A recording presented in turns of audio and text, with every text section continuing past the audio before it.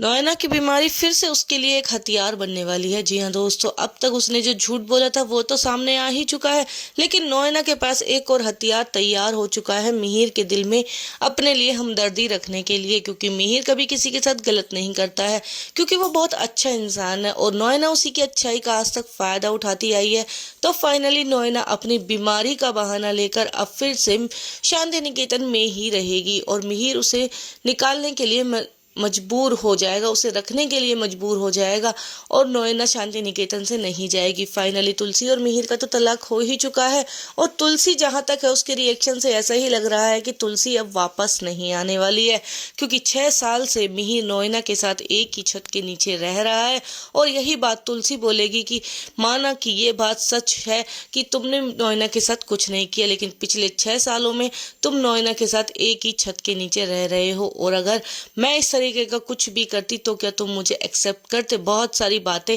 इस तरीके की सामने आने वाली हैं। अब नए नए एपिसोड में देखना इतना ही इंटरेस्टिंग होने वाला है कि अब मिहिर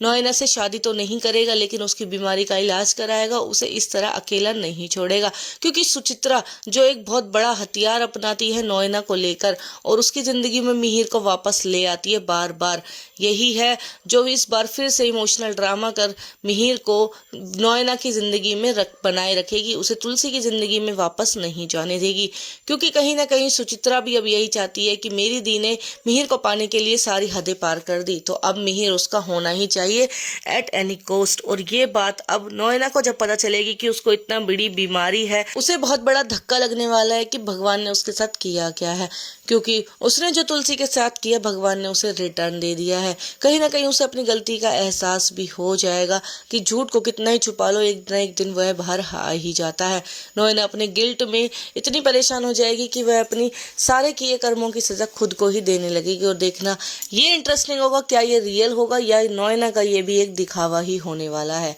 क्या आप जानते हैं या आप चाहते हैं कि तुलसी और मिहिर फिर से एक हो जाएं या शांति निकेतन में आकर रहें? तो मुझे कमेंट बॉक्स में कमेंट करना ना भूलें। नोएना को बाहर जाना चाहिए या वह भी शांति निकेतन में रहनी